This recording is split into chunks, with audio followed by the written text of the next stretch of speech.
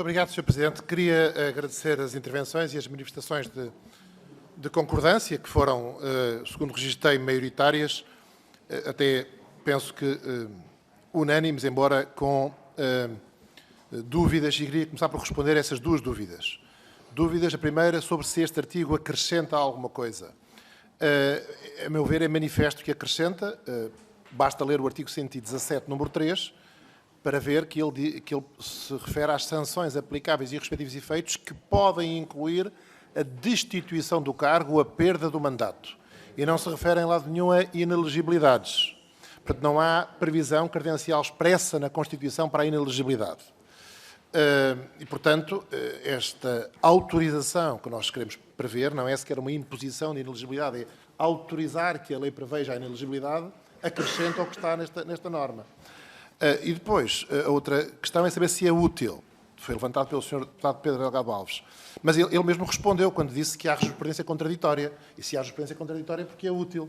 É útil e é, a meu ver, até particularmente útil quanto a mandatos subsequentes, não só subsequente. Porque já há hoje uma lei para as autarquias locais que previa a possibilidade de declarar a inelegibilidade para o mandato subsequente. O que acontece é que, por vezes, enfim... Por vezes a demora é tanta a chegar ao trânsito em julgado que isto é útil para mandatos subsequentes, para mais do que um, para um primeiro, para o segundo ou terceiro. Não é? E, portanto, enfim, sem prejuízo, depois é preciso avaliar a proporcionalidade no caso concreto, a lei ter de prever isto, é a razão pela qual nós não definimos aqui o regime em todos os seus traços, mas penso que realmente autorizar a previsão de inelegibilidades para mandatos subsequentes é útil.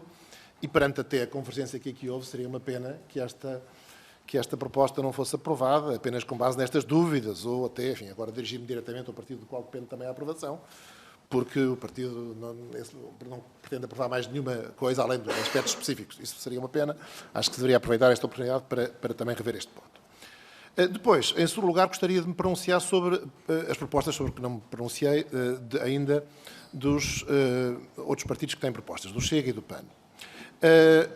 Eu disse que a nossa proposta visava salvaguardar, digamos, o prestígio ou a confiança nos titulares cargos políticos, mas, a meu ver, essa confiança também é erodida ou desgastada através de propostas que, sem qualquer processo de intenções, procuram utilizar esta matéria com intuitos demagógicos ou até populistas.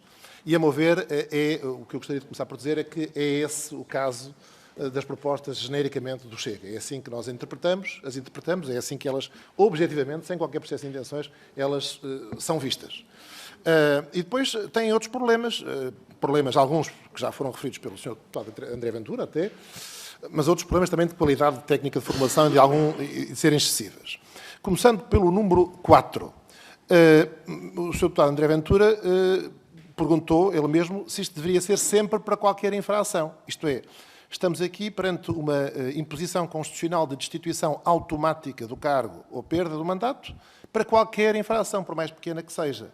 Isto não violará a proporcionalidade? Não será mais útil permitir a destituição e o juiz, no caso concreto, poder avaliar isso?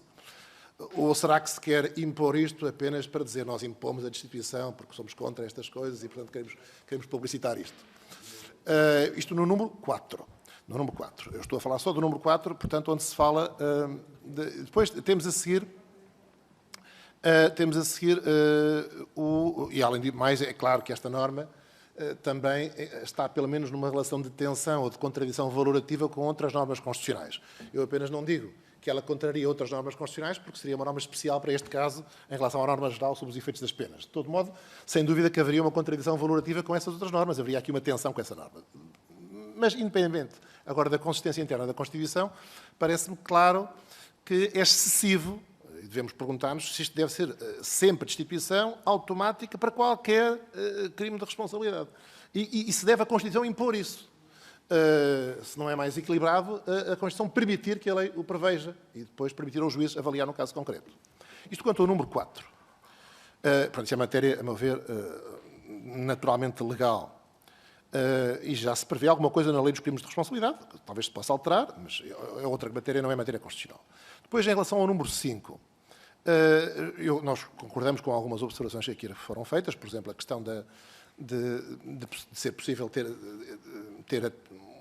dar aulas a título gratuito, por exemplo, como foi aqui referido.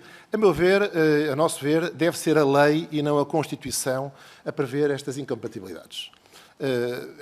Esta proibição de aceitar, mesmo a título gratuito, empregos dos governos regionais, do governo, das autarquias locais, de qualquer entidades públicas, ou exercer nos 5 anos subsequentes aos termos das funções, atividades em quaisquer empresas privadas ou sociais, independentemente agora da justificação substantiva disto. Isto não deve ser uma imposição constitucional. Enfim, a lei deve definir as situações de incompatibilidade. A nosso ver, isto vai longe demais, claramente. Porque se é uma imposição constitucional, a lei não pode alterar, não pode reponderar a matéria até depois haver 2/3 que revejam a Constituição. Vai longe demais ao proibir qualquer atividade, pode ser justificada a título gratuito, enfim, eventualmente até no prazo de 5 anos, as situações são muito diferentes. Há situações onde se pode, digamos, exercer um cargo por um mês e depois fica-se 5 anos proibido de qualquer atividade numa destas entidades. Portanto, a nosso ver, isto é também desproporcionado e esta constitucionalização é excessiva, só se compreende também com essas finalidades, digamos, populistas ou demagógicas. Depois, em relação ao número 6, também já foi aqui referido pelo Sr. Deputado André Ventura que há uma imprecisão ou uma indeterminação, que eu diria nesta matéria de incompatibilidades é perigosa. Aliás, grande parte dos problemas que temos tem a ver com a interminação de conceitos, que é a ideia de que é qualquer negociação. Também aqui pensamos que não deve ser a Constituição, mas antes a lei a definir estas incompatibilidades e impedimentos. A matéria não deve ser constitucionalizada.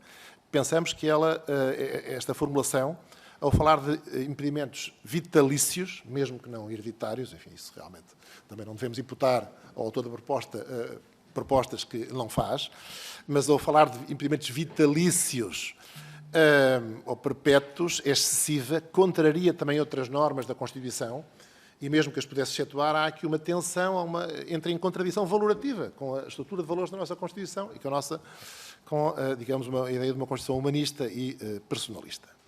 Portanto, discordamos frontalmente dessa matéria de impedimentos vitalícios por violação do princípio da proporcionalidade e há aqui também uma imprecisão na referência a qualquer negociação. No número 7, há logo aqui um problema. Eu devo dizer que não percebo a referência à formação de vontade interna dos partidos políticos para a designação dos candidatos, porque o que está aqui em causa não depende dessa designação. Estamos a falar de inelegibilidades e, portanto, no fundo, apresentação de candidatos às eleições e não da sua escolha interna pelos partidos políticos. Para isso há a lei dos partidos políticos e os princípios de funcionamento democrático dos partidos políticos. Não percebi essa dedução. O que me parece que existe aqui é uma confusão entre inelegibilidade e incompatibilidade, porque as inelegibilidades são só para as pessoas que são eleitas. Ora, isto pretende aplicar-se também a membros do governo. Fala-se aqui de relações familiares dentro do governo. Essas pessoas não são eleitas, ninguém é eleito para o governo. Para o governo é-se nomeado, é-se escolhido e empossado. Portanto, confunde-se aqui proibições de nomeação de recorrentes de relações familiares, para as quais existem, aliás, uma lei em vigor, que esta Assembleia aprovou, a Lei 78 de 2019, com inelegibilidades, são realidades distintas. Além de haver aqui um conceito que também não é usado na nossa lei, até na lei civil, não se fala de relações familiares de primeiro e segundo grau, o que se fala é de parentesco de primeiro e segundo grau, segundo cada geração. Por exemplo, enfim, a lei não diz que sequer que os casados são familiares em primeiro ou segundo grau, mas isso é uma questão mais técnica, específica, que não é tão relevante. Portanto, eu diria que, a nosso ver, esta matéria é uma matéria importante na prática, enfim, e deve ser observada estes princípios. Há uma lei que a Assembleia aprovou sobre isto, mas é também uma matéria legal. Aliás, os próprios acontecimentos, já desde 2015, mostram que é útil que haja a possibilidade de alterar a lei. A Assembleia teve de alterar a lei para responder a casos concretos. Portanto, é útil haver alguma flexibilidade nessa matéria. Não devemos constitucionalizar isto. Há aqui uma confusão entre nomeações e inelegibilidades e esta referência a relações familiares de segundo grau também não é muito correta. Portanto, eu penso que nós não podemos fazer outra coisa que não seja, sem prejuízo de ouvir as explicações que com certeza dará, que não seja votar contra. Nós somos contra estas propostas. Também porque as vemos como propostas, como disse, demagógicas e populistas e que também não se compadecem bem com o que nos parece ser, dever ser, pelo menos, o intuito e o enquadramento de um processo de revisão constitucional como este. Quanto à proposta do PAN, ela é simultaneamente inovadora, porque rompe com, digamos, uma regra constitucional, de que a Constituição não tem tipos de crime, nem tem imposições expressas de criminalização, e simultaneamente inútil, porque repete as garantias do processo criminal e o princípio da presunção de inocência, que já foram os fundamentos que levaram à declaração de inconstitucionalidade da incriminação do enriquecimento ilícito. Portanto, independentemente agora de saber se é a favor ou contra esta incriminação, parece-me claro que ela não deve ser posta nestes termos na Constituição, como imposição de criminalização. A Constituição não tem sequer uma imposição expressa de criminalização para a ofensa de bens tão sérios como a vida. Embora, evidentemente, se descriminalizasse o homicídio, isso seria inconstitucional. Mas isto foi muito discutido a propósito da interrupção voluntária de gravidez, por exemplo. De todo modo, a única imposição de criminalização ser para o enriquecimento ilícito seria um pouco desequilibrada, a meu ver. Por outro lado, diz-se em termos que respeitem as garantias do processo criminal e o princípio da presunção de inocência. Ora, isto foi justamente aquilo que levou o Tribunal Constitucional a declarar a inconstitucionalidade do enriquecimento ilícito. Portanto, não só enfim, introduz aqui um elemento, a única referência a um tipo de crime aqui na Constituição que não existe mais, como, aliás, já há uma solução legal, concordamos com isso, pensamos que não é preciso estar aqui a mexer, não há necessidade também. Não é matéria constitucional, romperia com essa ideia de não haver imposições de criminalização expressas. Não adianta nada porque mantém a barreira da presunção de inocência e das garantias do processo criminal. É matéria legal, não se enquadra sequer sistematicamente, também, mesmo se fosse matéria constitucional, não se enquadra neste artigo da Constituição, diz respeito ao Estatuto dos Titulares de Cargos Políticos, portanto, que não é, penso que não seria este o enquadramento mais correto. E, portanto, e por outro lado, enfim, poderíamos agora discutir se a consagração com esta amplitude do enriquecimento ilícito não iria longe demais. Enfim, há aqui muitas modulações a fazer, que só a ver num tipo legal de crime na lei se devem fazer. Isto é, a nosso ver, claramente excessivo. Portanto, nós também votaremos contra, embora isto não traduza qualquer posição de genérico afastamento do enriquecimento ilícito. Enfim, nestes termos, isto não deve ficar à Constituição. Muito obrigado.